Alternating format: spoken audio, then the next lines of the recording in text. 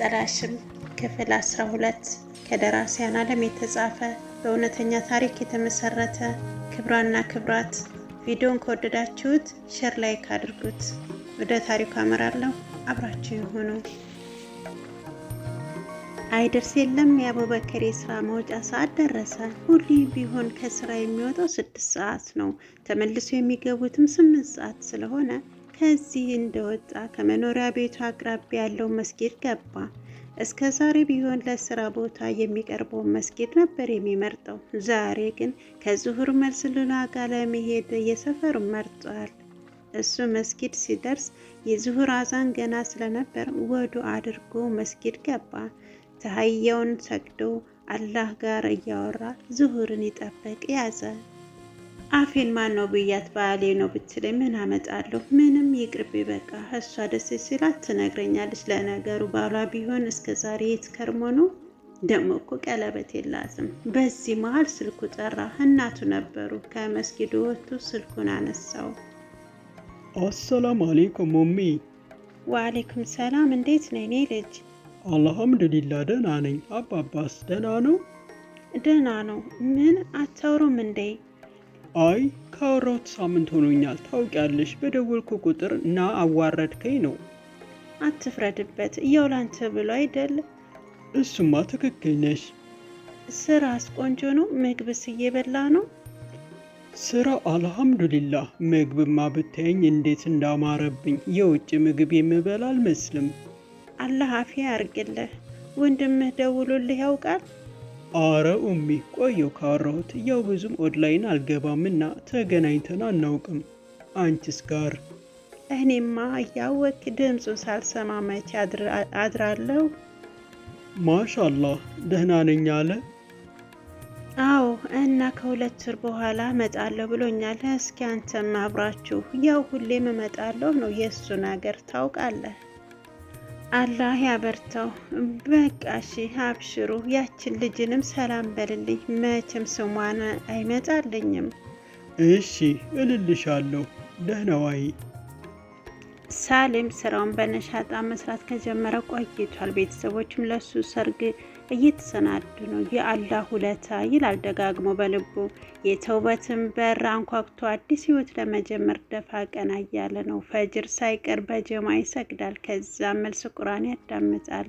ለአዲስ ህይወቱ እጅጉን ጓጉቷል። ከመተኛቱ በፊት ዱዓ ማዳመጥ የዘወትር ተግባሩ አድርጎታል። ሴቶቹን አፉ በሉኝ ሲልም ጠይቆ ነበር። የተቀበለው አላገኘም እንጂ ሳሊም ለሪም ደጋግሞ ቢደውልላትም ስልኳ ሊሰራለት አልቻለም። ለሀያት መደወሉን እንዳማራጭ ይዞታል።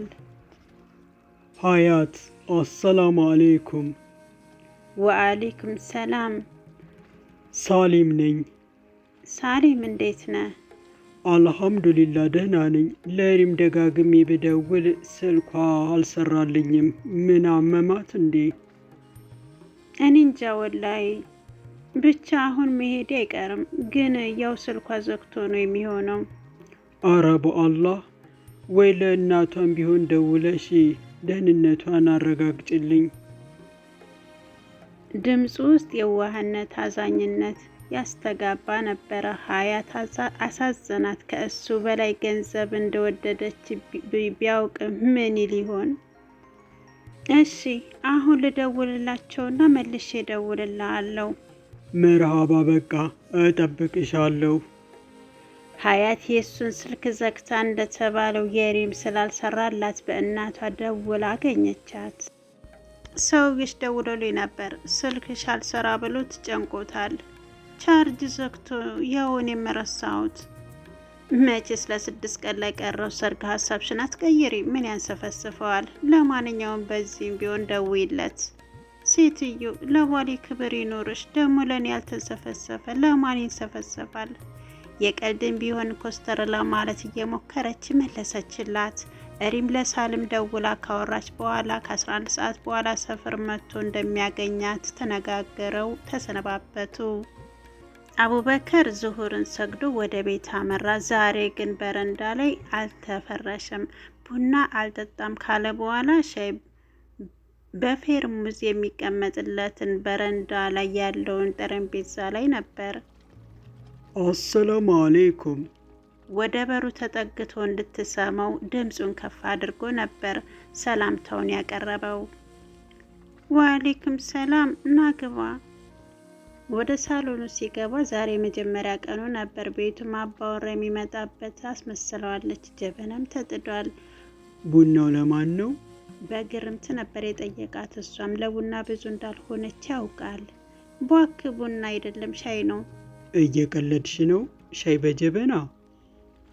የቡና ድባብ ደስ ይለኛል፣ በመጠጣት ነው የማልወደው አላልክም? ከዛም ድባቡን ለምን በሻይ አናደርገውም ብዬ ነው። የምርሽን ነው?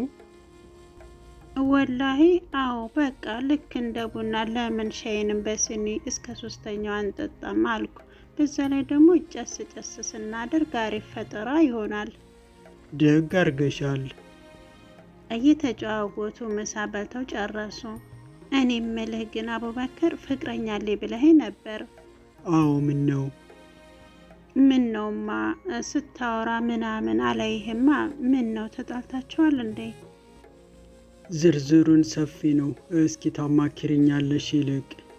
ይልቅ ባለፈው የሆነ ህፃን አፌን መቼ ነው የሚመጣው ምናምን አለኝ። አፌን ማን ነው? አፌን ልጄ ነው። አትቀልጂ። አልቀለድኩም።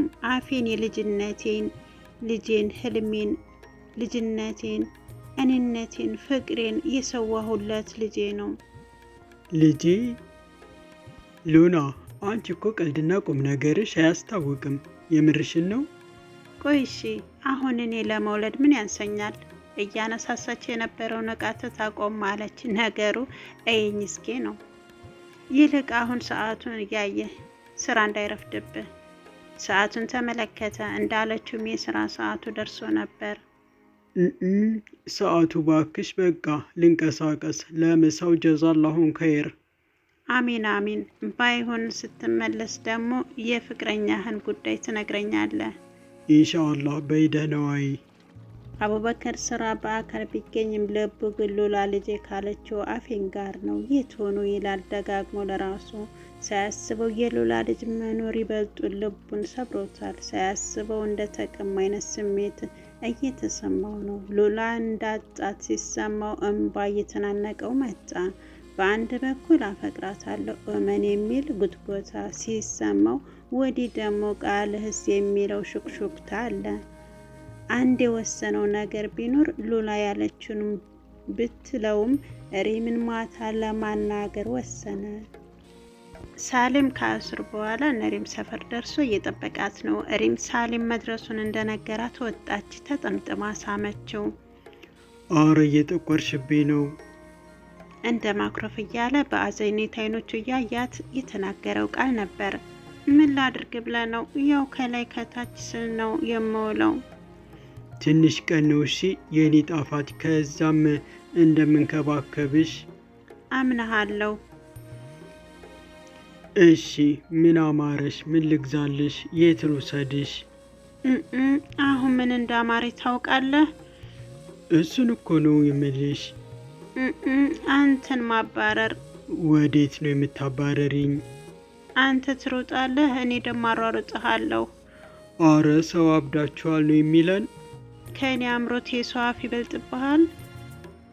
ያለ አማራጭ ለመሮጥ ተዘጋጀ። እሷን ላለመቃረን ነው እንጂ ሀሳቡን አልወደደውም ነበር። እሺ አሁን ልሩጥ። ከጎኗ ቆሞ እየጠበቃት ነው። ይህ ማርያም መንገድ ይስጥ ይበል እንጂ ከልቡ ሳቀ። ልጅነቱን አስታወሰችው። እንዳለችው አድርጎ መሮጥ ጀመረ። እሷ ከኋላ እያባረረችው ነው። ዞሮ እያያት ይስቃል። ውስጥ ለውስጥ የሰፈራቸውን ኮምፕሊስቶን የእነሱ ሳቅና ሩጫ አድምቆታል።